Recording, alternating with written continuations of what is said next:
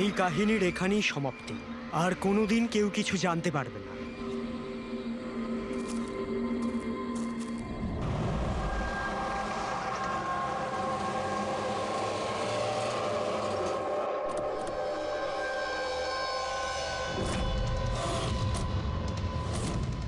Guys hold on, এখানে কি হচ্ছে আমাকে কেউ বলবে? একটু তাড়াতাড়ি চলো, তোমরা তো জানোই এখনকার পরিস্থিতি কেমন। বাবা ভাই কেউই ফোন তুলছে না।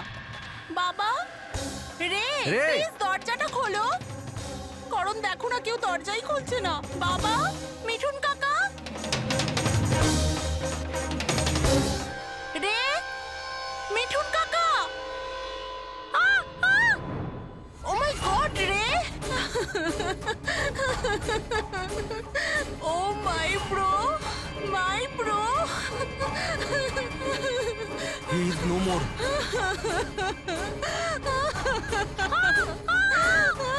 মিঠুন কাকা, মিঠুন কাকা, মিঠুন কাকা, মিঠুন কাকা। বেহুশ। বাবা, বাবা, বাবা, বাবা, বাবা।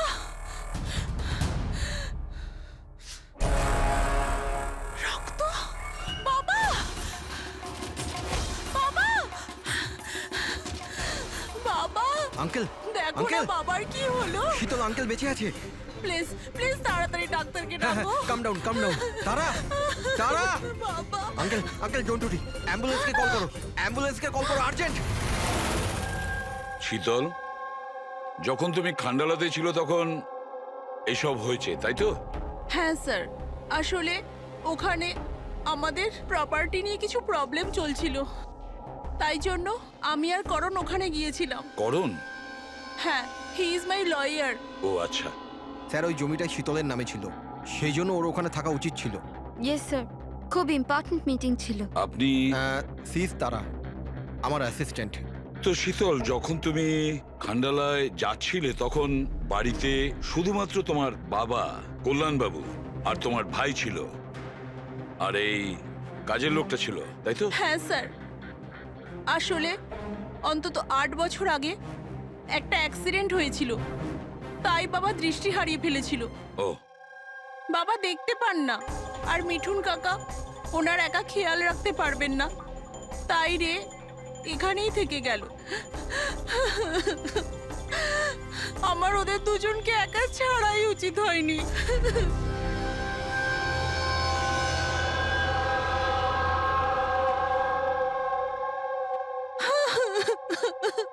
শান্ত হও, একটা কথা বলো শীতল। তুমি বলছিলে যে ওনাকে একা ছেড়ে যাওয়াই উচিত হয়নি, এটা তোমার কেন মনে হয়েছে? আচ্ছা, তোমার কি কোনো ভয় ছিল ওনার বা দুজনের বিপদ হতে পারে, এরকম কিছু হওয়ার? না স্যার, কিন্তু এটা নিশ্চয়ই জানতাম যে রের ওর বন্ধুদের সাথে খুব বড় প্রবলেম চলছিল, ফ্রেন্ডসদের সাথে? আর ওরা একে অন্যকে ব্ল্যাকমেল করছিল কোনো একটা ব্যাপার নিয়ে।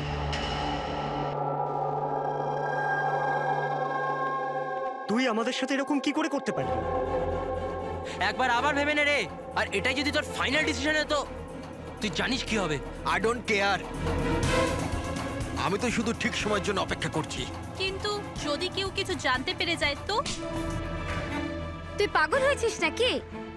যদি তুই এরকমই বিহেভ করতে থাকিস তাহলে কারোর না কারোর তো ডাউট হবেই। গাইস, যদি আমরা কন্ট্রোল থাকি তো উই আর সেফ। গাইস, তোমরা নিজেদের দেখে নাও। আমি অনেস্টলি জানি না আমি কি করতে চলেছি।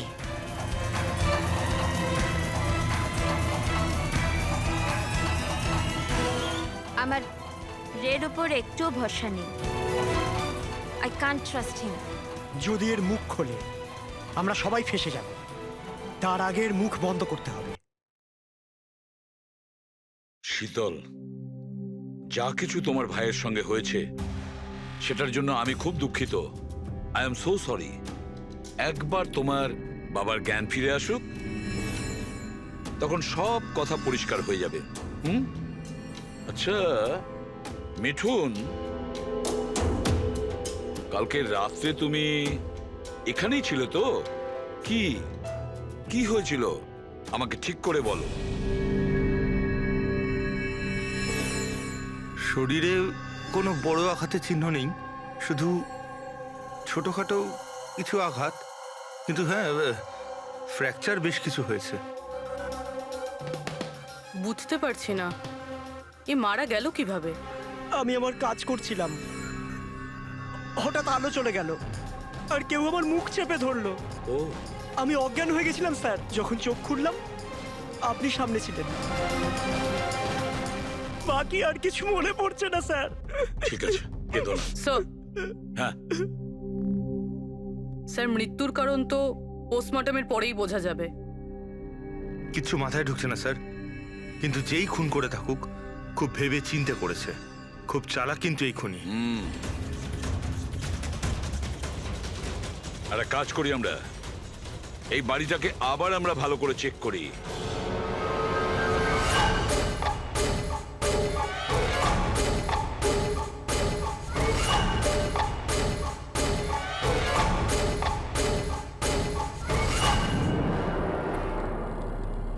কাঁচটা ভেঙে বাড়ির ভেতরে ঢুকেছিল।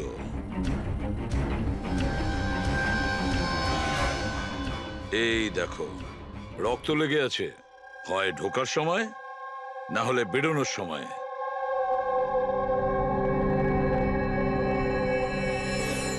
Hello, ACP Pradyuman here. আচ্ছা, কল্যাণবাবুর জ্ঞান ফিরেছে?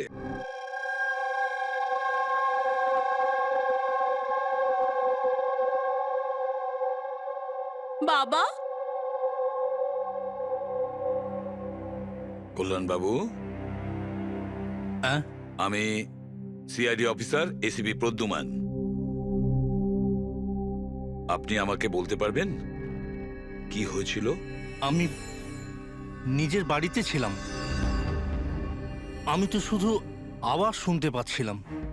কে যেন জোরে জোরে চিৎকার করছিল, জিনিসপত্র এখানে ওখানে ফেলে দিচ্ছিল, আওয়াজ হচ্ছিল, জানি না কি হচ্ছিল ওখানে।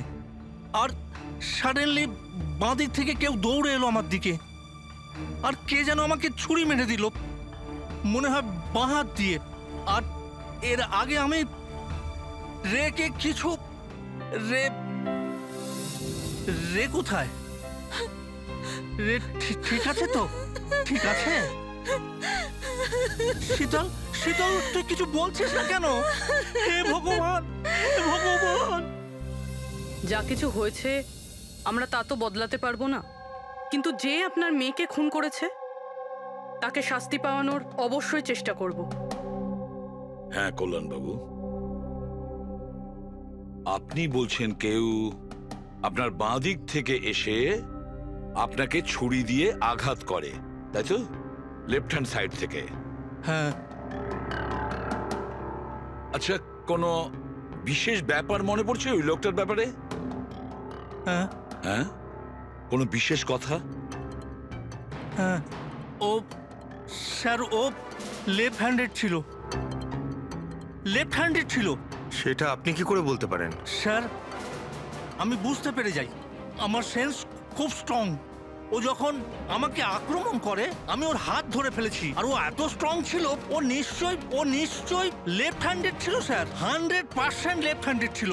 আচ্ছা ডক্টর, এনার শরীরে যে আঘাত লেগেছে সেটা কি সত্যিই কোনো বাঁ হাতের লোকের কাজ? ইয়েস স্যার, আঘাতের চিহ্ন দেখে এটাই মনে হচ্ছে।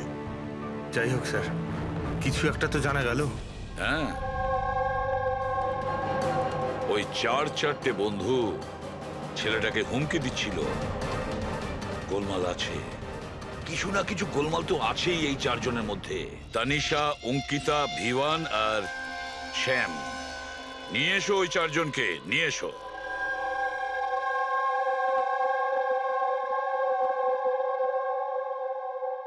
নমস্কার স্যার, আপনার পরিচয়? আমি শ্যামের বাবা।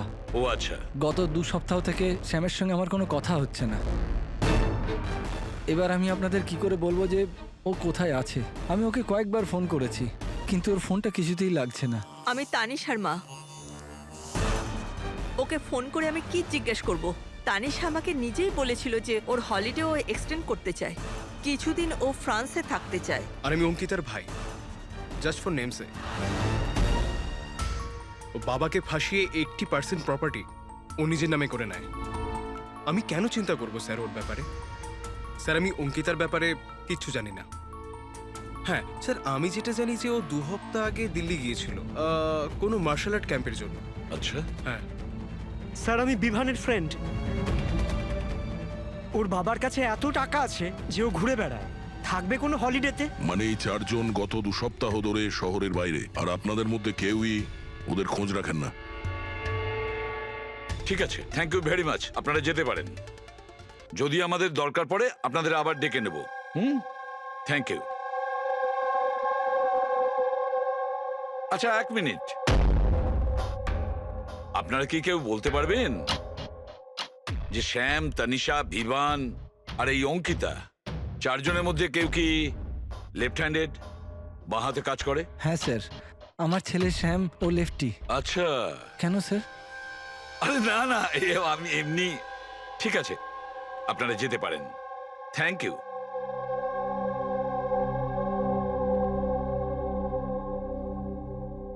স্যার এমন আবার নয় তো যে এই 4 জন মিলেই এই খুনটা করেছে? হতে পারে স্যার, আর সেই ভয়েই এই 4 জন কোথাও না কোথাও গিয়ে লুকিয়ে বসে আছে। স্যার এই 4 জনের লোকেশন জানতে পেরে গেছি।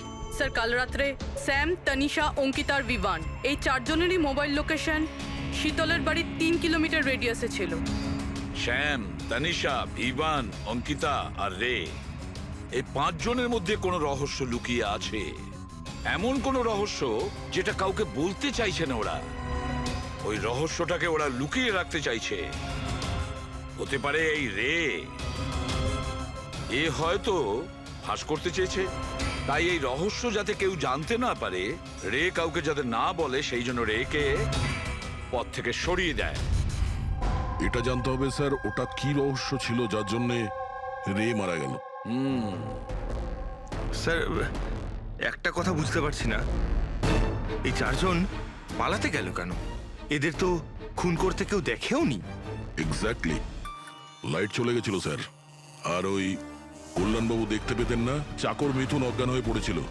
আর ওখান থেকে পালিয়ে কেউ সন্দেহটা নিজের দিকে কেন নেবে? স্যার জানি না কেন, খালি মনে হচ্ছে কিছু একটা মিসিং আছে। ট্রেস করা শুরু করি স্যার। যদি এরা শহর থেকে বাইরে গিয়ে থাকে, কোনো railway station, airport, bus stop কিংবা হোটেলে যেতেই পারে। ওদের ক্রেডিট কার্ড আর ডেবিট কার্ডের ডিটেলস বার করি। দয়া যে করেই হোক আর যেভাবেই হোক, এই 4 জনের লোকেশনের ইনফরমেশন আমাদের চাই, খুব তাড়াতাড়ি।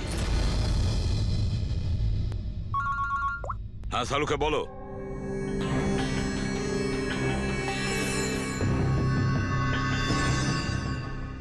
আচ্ছা সালুকে, তুমি এই কঙ্কালের ওপর রেড মার্ক গুলো কেন দিয়েছো? বস এইটা বোঝানোর জন্য যে কিভাবে এই রিপগুলো ভেঙে গুঁড়ো গুঁড়ো হয়ে গেছে।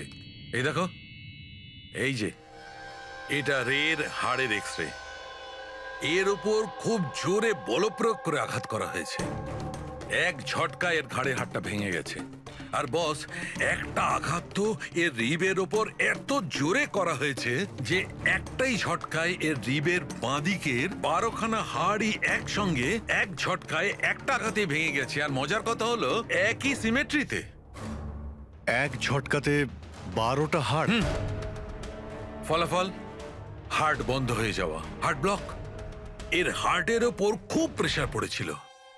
আর অদ্ভুত ব্যাপার হচ্ছে বস, এত জোর দিয়ে একে আঘাত করা হয়েছিল, এই রকম আঘাত কোন রকম অস্ত্র বা হাত দিয়ে করা সম্ভব নয়। একে দেখে তো মনে হচ্ছে যে খুনি খুব ভালো করেই জানতো বস। খুনি জানতো যে কোন পয়েন্টে আঘাতটা করলে একসঙ্গে এই সমস্ত হাড়গুলো একেবারে ভেঙে যাবে এক সিমেট্রিতে। হাত দিয়ে কেউ এত জোর তো করতে পারবে না। হ্যাঁ, করতে পারে যদি কেউ মার্শাল আর্টের ব্যাপারে জানে তাহলে। হ্যাঁ, যেমন কুমফু, ক্যারাটে, তাইকোয়ান্ডো, এগুলোর মধ্যে এমন বিশেষ ধরনের মুভস থাকে যাতে এতটা শক্তি ক্রিয়েট করা যেতে পারে। এটা হতে পারে বস। আর এই ঘটনাটা সেই ঘটিয়েছে যে মার্শাল আর্ট জানে, যেমন আর্মি ব্যাকগ্রাউন্ডের কেউ। Martial arts?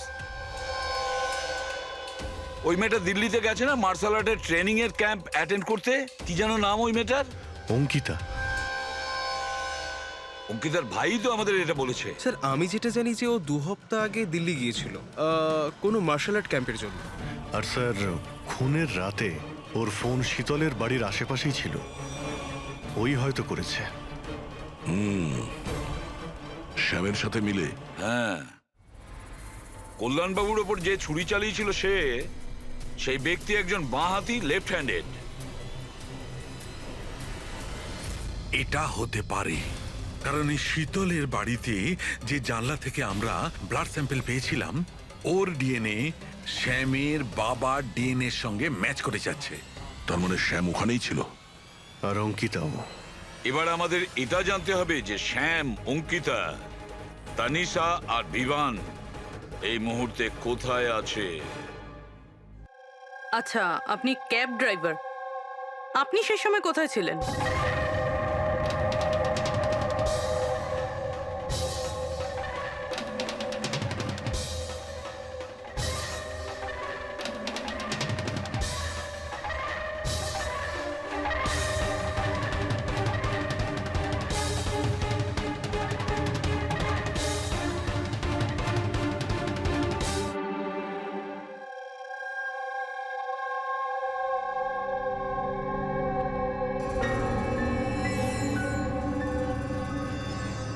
কি হলো? স্যার, স্যাম একটা ট্যুরিস্ট ট্যাক্সি নিয়ে পুনে চলে গিয়েছে। ট্যাক্সি যেখানে ওকে নামিয়েছে সেটার অ্যাড্রেস কিছুক্ষণের মধ্যেই পেয়ে যাব। স্যার, গত 24 ঘন্টার মধ্যে এই মেয়েটা পঞ্চগনিতে ওর এটিএম 3 বার ব্যবহার করেছে। এই অঙ্কিতা তো খুবই অদ্ভুত। 2017 ডিসেম্বরে বড়িভ্যালির একটা মার্কেট থেকে 5টা সিম কার্ড কিনেছিল। হ্যাঁ স্যার, এটাই সেই জায়গা যেখানে ইউজ সিম কার্ড পাওয়া যায়।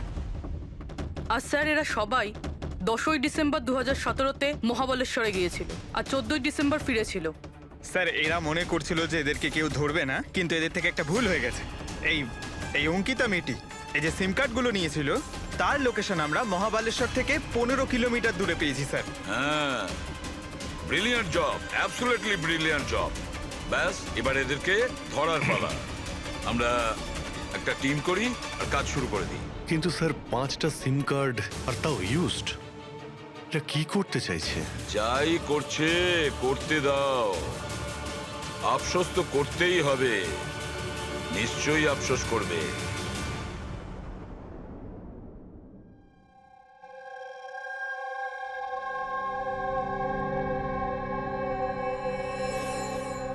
কার ফোন এসছে? কোনো বিভানের। বিভানের ফোন কি করে আসবে? আপনি ঠিক করে শুনেছেন তো? এখন ও বিভান বললো তো বিভানই হবে, আমি কি করে জানবো? কথা বলুন। হ্যালো, কে বলছেন? তুই? আমি বলেছিলাম না আজকের পর থেকে আর আমরা যোগাযোগ রাখবো না। কেন কল করেছিস? আর তাছাড়া তুই জানলি বা কি করে যে আমি এখানে? ওকে, তুই ওখানেই থাক, আমি আমি আসছি।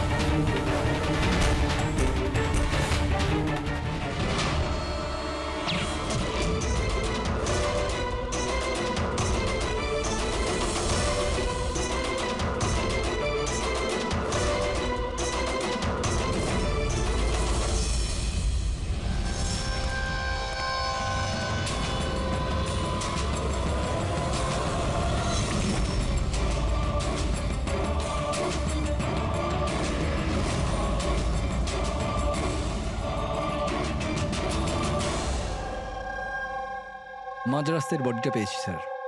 কেউ দিন দুপুরে ভিড় বাজারে ওকে গুলি করেছে স্যার। লং ডিস্টেন্স শট ছিল, অবভিয়াসলি স্নাইপারই হবে। স্নাইপার লং ডিস্টেন্স থেকে গুলি চালিয়েছে, তার মানে কেউ জানেই না যে গুলি কোথা থেকে চালানো হয়েছে আর কেই বা গুলি চালিয়েছে।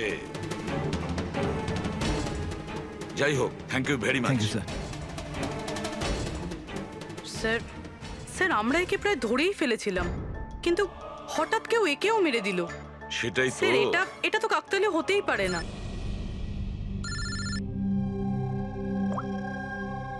হ্যালো, কি? ঠিক আছে। কি হলো? স্যার, পুনে পুলিশ স্টেশন থেকে ফোন এসেছিল, কেউ একজন স্যামকে মেরে দিয়েছে। What? Oh my God. Sir, ও যেই লজে উঠেছিল সেই লজের সামনেই। স্যার এটা নিশ্চয়ই ওই বিভান আর অঙ্কিতার কাজ। এমন কোন একটা সিক্রেট আছে যেটা লুকোনোর উদ্দেশ্যে এটা সবাই নিজেদের মধ্যে একে অপরকে খুন করছে। সে যেই হোক, সে কি করে জানলো যে আমরা তার কাছে যাচ্ছি? 4 জনের মধ্যে 2 জন আছে, এক ভিভান আর অঙ্কিতা।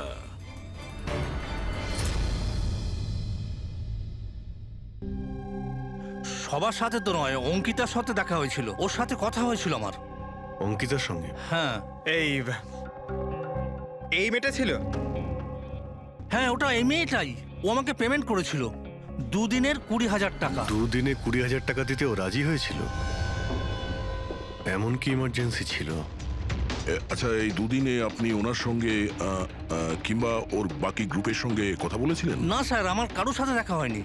আমি মেয়েটাকে অফার করেছিলাম, আমাদের কাছে কুক আর সিলিন্ডার দুটোই আছে, কিন্তু মেয়েটা বারণ করলো যে আমার কোনো হেল্প চাই না। মেয়েটি বলল যে আপনি 2 দিন পরে আসুন। আর 2 দিন পর যখন আমি ফিরে এলাম তখন এখানে সব একরকমই ছিল, কোনো ময়লা কোনো নোংরা পড়েছিল না, সব পরিষ্কার ছিল স্যার। আচ্ছা, তারপরে আপনি এই জায়গাটা অন্য কাউকে দিয়েছিলেন? না স্যার, এই জায়গাটা রেনোভেশন করানোর ছিল, এই জন্য জায়গাটা বন্ধ করে দিয়েছিলাম। আপনার ক্লিনারকে একটু ডাকুন, ওর সঙ্গে কিছু কথা বলবো। আমি পাঠাচ্ছি। কোনো ক্লিনার আর কোনো কুক ছাড়াই 2 দিন এখানে ছিল। কিছু না কিছু গন্ডগোল তো হচ্ছিল এখানে। আচ্ছা, এই কটেজটা পরিষ্কার তুমিই করো? হ্যাঁ স্যার। চলো।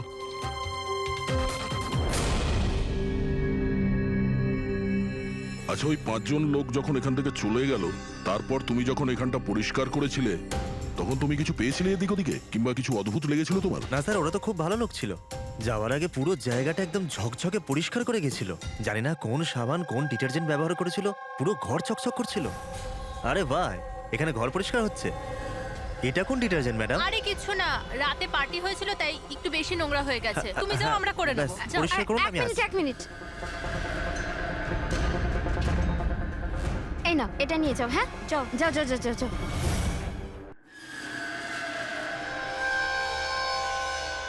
খুব দামি স্যার, আমি তো পড়িনি কখনো, নাহলে লোকেরা বলতে চুরি করেছি। দামি তো সত্যি, কিন্তু এখন এই দামি ঘড়িটা আমাদের কাছে থাকবে। আগে স্যার। আসুন, আপনারাও আসুন।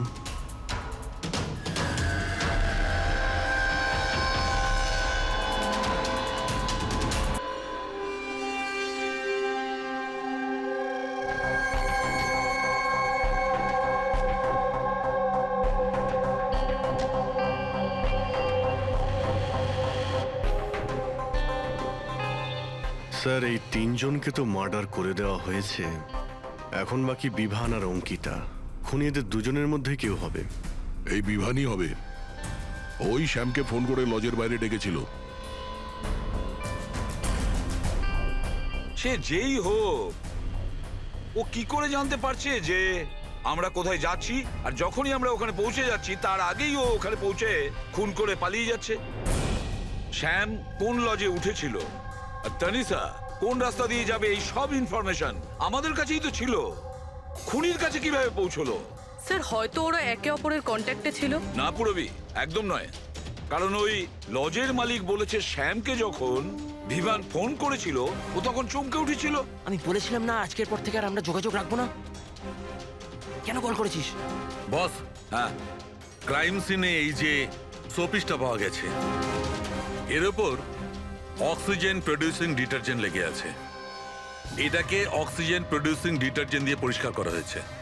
সেটা আবার কি ফ্রেডি? এটা হচ্ছে এমন এক ডিটারজেন্ট যেটার দ্বারা সব ধরনের এভিডেন্স মুছে ফেলা যায়, রক্তের দাগ পর্যন্ত। এর থেকে কোনো রকম ডিএনএ পাওয়া যাবে না। তাহলে স্যার হলিডে হোমে খুন হয়েছিল? এক্স্যাক্টলি। আর হ্যাঁ, এই ঘড়িটা, এর ওপর আলাদা আলাদা লোকের আঙুলের ছাপ তো আছেই, সেই সঙ্গে আমি এটাতে কারোর ডিএনএও পেয়েছি। তাহলে হয়তো ওই এই খুনের পর্দা ফাঁস করতে চেয়েছিল। পুরবি একটা কাজ করো, বিউরোতে যাও আর রক্তের রিপোর্টগুলো চেক করো, মিসিং পার্সনদের রিপোর্ট চেক করো, দেখো কোনো রিপোর্টের সঙ্গে এই ঘড়ির বিষয় আছে কিনা। তাহলে ওই 5 জনের মধ্যে বেঁচে আছে 2 জন, বিভান আর অঙ্কিতা। যদি খুনি এদের দুজনের সঙ্গে কন্ট্যাক্ট করতে চায় তাহলে সে ওই যে 5টা ইউজড সিম কার্ড আছে না, সেটা এর কাছে থাকতে পারে, আর ওরই মধ্যে কোনো নাম্বার দিয়ে সে ফোন করবে, তাই না? ওই নাম্বারটা ট্র্যাক করি আমরা। স্যার তানিশার খুন হয়েছে পঞ্চকানিতে, শ্যামের খুন হয়েছে পুনেতে। দুটো জায়গার 100 কিলোমিটার দূরত্ব, কিন্তু খুন করা হয়েছে সেম টাইমে। আর একই সময়ে কেউ 2 জায়গায় কি করে হতে পারে স্যার? কেউ তো আছে যে এই প্ল্যানে যুক্ত আছে স্যার। ধরে নিলাম দয়া এই খুনির সঙ্গে অন্য কেউ জড়িত আছে। একবার এই বিভান আর অঙ্কিতা যদি আমাদের গ্রিপে আসে না, তাহলে সব প্রশ্নের উত্তর আমরা পেয়ে যাব। একটা কাজ করো অভিজিৎ, সাইবার ডিভিশন থেকে কোনো হ্যাকারকে ডাকো।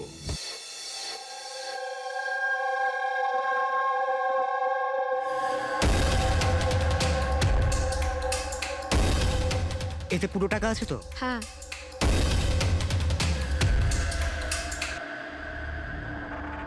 একটা মিসিং রিপোর্ট তো লেখানো হয়েছে, যেখানে এই ঘড়ির ব্যাপারে বলা হয়েছে। কোন রণধীর কুমার নামের এনআরআই আছে। কবে ফাইল হয়েছিল এই রিপোর্টটা? 6 ডিসেম্বর 2017। কোন করণ যোশী ফাইল করেছিল। হ্যাঁ, এই দেখুন।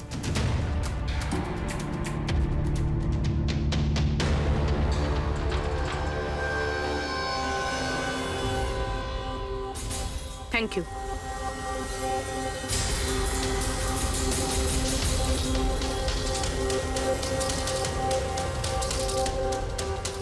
ওরা আবার এই লোকটাকেও মেরে ফেলেনি তো?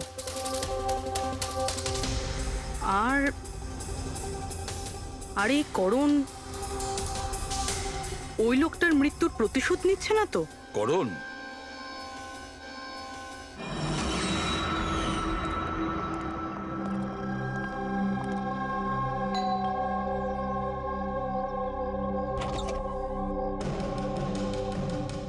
Good to see you. I hope এর মধ্যে টাকা পুরোটাই আছে। হ্যাঁ, পুরো টাকা আছে। এসো ভেতরে। দেখো, আমরা যেখানেই যাই না কেন খুনি সেসব জানতে পারছে কি করে? হতে পারে আপনাদের লোকেশন কেউ ট্র্যাক করছিল। আপনি বলতে চাইছেন জিপিএস ট্র্যাকার? আগে সেলফোনস? Yes sir. একটা কাজ করো, তুমি আমাদের সেলফোনগুলো চেক করে দাও।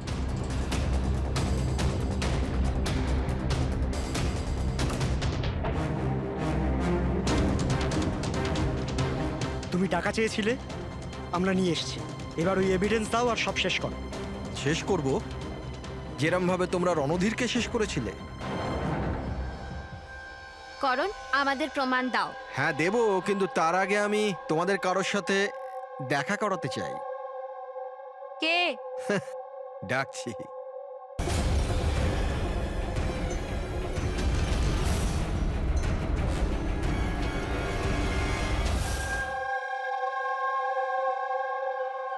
দেখুন স্যার, আপনাদের ফোন হ্যাক করা হয়েছে।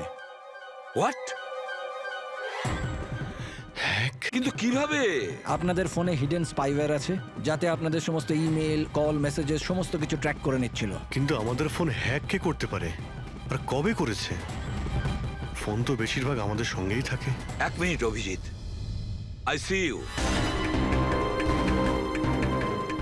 আমাদের ফোনগুলো তখনই ও হ্যাক করেছে। আর অভিজিৎ স্যার, দয়া স্যার, আপনাদের দুজনের ফোনগুলো বোধহয় ও এসিপি স্যারের ফোন থেকে হ্যাক করেছিল।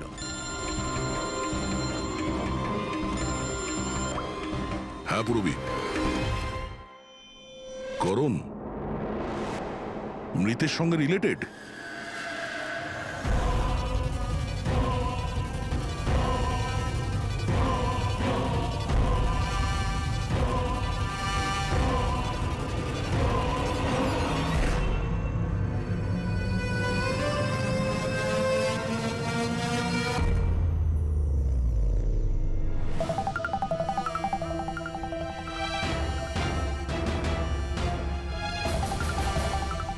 যেই শাস্তি রণধীর তোমাদের দিতে চেয়েছিল, এখন আমরা তোমাদের দেব।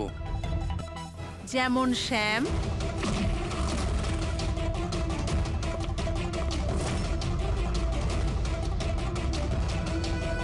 তনিষা আর রেকে দিয়েছি। এবার তোমরা দুজন বাকি আছো। তখনই রণধীরের আত্মা শান্তি পাবে। এই বাড়িতেই তোমরা মেরেছিলে না রণধীরকে?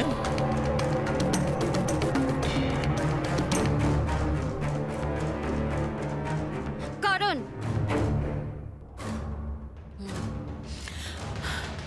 তোমার কাছে কোনো প্রমাণ নেই না? তুমি আমাদের ফাঁসিয়েছো না? হ্যাঁ? এই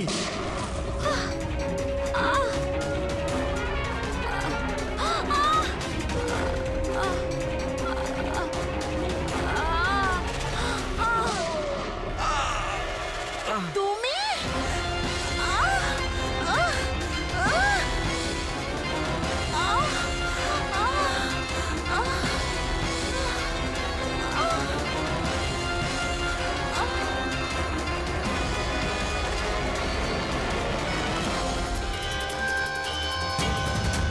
তোমাকে কি মারবো? তুমি তো দেখতেই পাও, কিন্তু মারতে তো হবেই। ব্যাস, এটাই প্রবলেম আজকালকার দিনে তোমাদের মতো ছেলে মেয়েদের। খুব তাড়াতাড়ি করো তোমাদের মতো আজকালকার ছেলে মেয়েরা কোনো লক্ষ্যে পৌঁছানোর জন্য। এটা ধরো। কে বলে যে তোমাকে দেখার জন্য আমার চোখের দরকার পড়বে?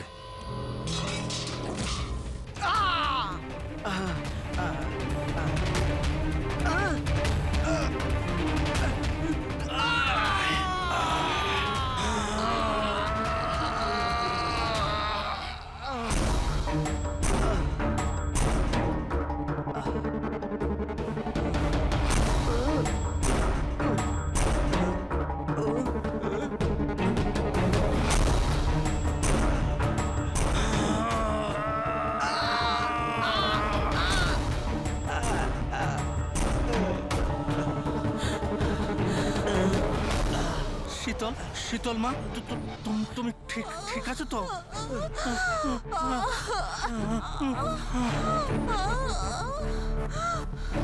বাবা,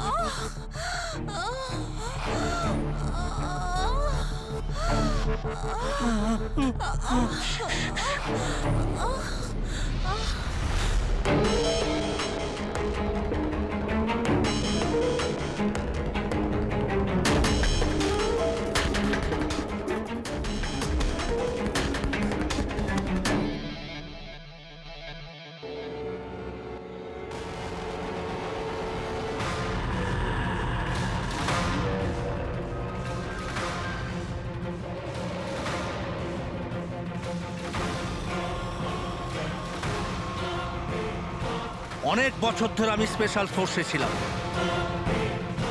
শত্রুদের আমি চটকে মেরে আমি শুঁকে বের করে দিতাম। আর তুমি তো বাচ্চা।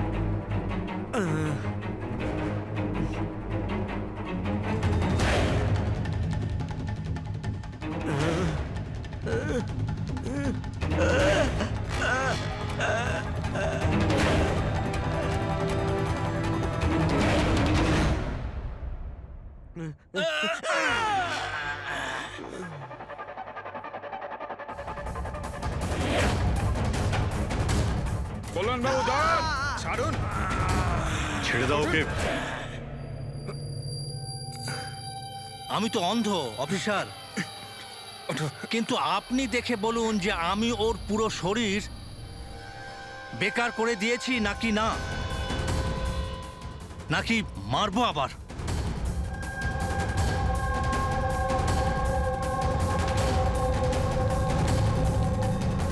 শীতল, রণধীর তোমার ভাই ছিল, আর কল্যাণবাবু রণধীর আপনার ছেলে, তাই তো?